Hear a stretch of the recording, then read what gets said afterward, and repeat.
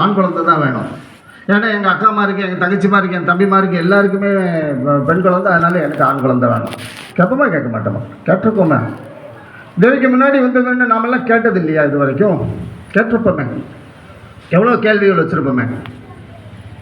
என் அக்கா தங்கச்சிக்கு எல்லாருக்கும் பொண்ணு, எனக்கு ஆண் வேணும். இல்லை எல்லாருக்குமே ஆண், எனக்கு பொண்ணு வேணும். கேட்டிருக்கோமா இல்லையா? கேட்போம். சாதாரண மனுஷன் தானே நம்ம எல்லாம். நமக்கும் ஒரு சின்ன இதயம் தானே இல்லையா? நம்ம கேட்க மாட்டோமா? நம்மெல்லாம் கேட்க தானே செய்வோம். அப்படி அந்த இறை அங்கே எந்த வடிவத்தில் வருது? குழந்தை வடிவத்தில் இறையை கொடுக்கிறோம். இந்த ஆண் பெண் என்கிற இந்த வேறுபாடை கொடுத்து நாம் என்ன பண்ணுறோம்? பிரித்து பார்க்குறோம் இல்லையா? குழந்தையே இல்லாதவங்க எத்தனையோ பேர் இருப்பாங்க. அவங்க இந்த அம்பாள் முன்னாடி வந்ததுன்னு என்ன கேட்பாங்க? ஏதாவது ஒரு வடிவத்தில் எனக்கு ஒரு குழந்தையை கொடுத்துருன்னு கேட்பாங்க. எத்தனையோ குழந்தைகள், எத்தனையோ பேர் அப்படி இருக்கிறாங்க இல்லையா? ஏதோ ஒரு வடிவத்தில் எனக்கு ஒரு இறையை கொடுத்துரு, எனக்கு ஒரு குழந்தையை கொடுத்துரு அப்படின்னு கேட்கக்கூடியவங்க நிறைய இருக்காங்க. அப்போ உங்களுக்கெல்லாம் எந்த குழந்தை கிடைச்சாலும் எதுனாலும் நீங்கள் பார்த்துப்பீங்க, எதுனாலும் வளர்த்துப்பீங்க, அப்படிதானே? எந்த குழந்தை கிடைச்சாலும்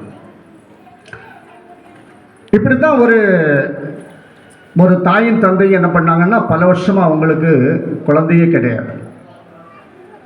அவங்க என்ன பண்ணாங்கன்னா, கோயில் கோயிலாக போய் சிவபெருமான்கிட்ட எனக்கு குழந்தையை கொடுன்னு கேட்டு அந்த இறை மேலே அவ்வளவு ஒரு ஈடுபாடோடு போகிறாங்க. ஏதாவது ஒரு வடிவத்தில் எனக்கு ஒரு குழந்தையை கொடுத்துரு அப்படின்னு சொல்லிட்டு கேட்குறாங்க. பல வருஷங்களாக இவங்க போராட்டம். அந்த தாயின் தந்தையும் போகாத சன்னதிகள் இல்லை, சிவன் சன்னதிகள் நிறைய போயிடுவாங்க. போய் எங்களுக்கு எப்படியாவது ஒரு குழந்தை பாக்கியத்தை கொடு அப்படின்னு கேட்டுட்டே இருக்கிறாங்க. கடைசியாக ஒரு நாள் சிவன் என்ன பண்ணாரு? இவங்க ரொம்ப வேண்டுதல் வைக்கிறாங்க, என்கிட்ட ரொம்ப கேட்குறாங்க. அப்போ நம்ம என்ன பண்ணணும்? இவங்களுக்கு கண்டிப்பாக குழந்தை பாக்கியத்தை கொடுத்தே ஆகணும். அப்போ நம்ம என்ன பண்ணணும் அப்படின்னு சொல்லிட்டு அவங்க 2 பேரும் நைட்டில் தூங்கிட்டு இருக்கக்கூடிய நேரத்தில் சிவபெருமான் கனவுல காட்சி கொடுக்குறார். அந்த அம்மாவை எழுப்பிட்டார். கனவுல வந்துட்டார். கனவுல அந்த அம்மாள்கிட்ட கேட்குறாங்க, நீ பல வருஷமாக என்னை பார்த்து குழந்தை வர வேணும்னு கேட்டியே, நான் உனக்கு குழந்தை வர தரப்போகிறேன். ஆனால் ஒரு கண்டிஷன். என்ன கண்டிஷன் கேட்டாங்க.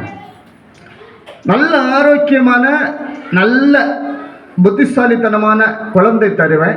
ஆனால் அது அல்பாயுஸ் தான் இருக்கும். ஒரு புத்திசாலி இல்லாத ஒரு முரடன மாதிரி ஒரு குழந்தையை தருவேன். ஆனால் அவன் 2 வருஷம் இருப்பான். உனக்கு எந்த குழந்தை வேணும்னு அந்த பெண்ணை பார்த்து கேட்டான். கனவுல இறைவன் பகவான் காட்சி கொடுத்து கேட்டான். அந்த அம்மா ரொம்ப யோசிச்சுட்டு அப்படியே என்ன செய்துட்டுன்னா, தூக்கத்திலேருந்து முடிச்சுட்டு ஒரு பதிலை சொல்லிட்டு தூக்கத்திலேருந்து அந்த அம்மா முடிச்சுட்டாங்க. முடிச்சு பார்த்தா பக்கத்தில் அவருடைய கணவர் படுத்திருக்கிறார். இந்த அம்மா அவருடைய கணவரை தட்டி எழுப்புற அப்படின்னு நினைக்கிற நேரத்தில் அவரும் அந்த தூக்கத்திலேருந்து எந்திரிச்சிட்டார். எந்திரிச்சு தன்னுடைய அந்த கணவனை பார்த்து சொல்றாரு, என் கனவுல பகவான் வந்தாரு, என்ன குழந்தை உனக்கு வேணும்னு கேட்டாரு. அப்போ நீ என்ன பதில் சொன்னேன்னு இவர் கேட்கிறாரு. உடனே அந்த ஆள் சொல்றாரு, என் கனவுலையும் பகவான் வந்தாரு, நானும் ஒரு பதில் சொல்லலை. அவர் என்ன அந்த இறைவன் அவங்க மத்தியில கொஸ்டின் வச்சாருன்னு சொன்னா, இந்த அம்மா என்ன செய்ததுன்னா, தூக்கத்தில் கிடந்த அம்மா இந்த பகவான் தனக்கு முன்னால வந்ததும்,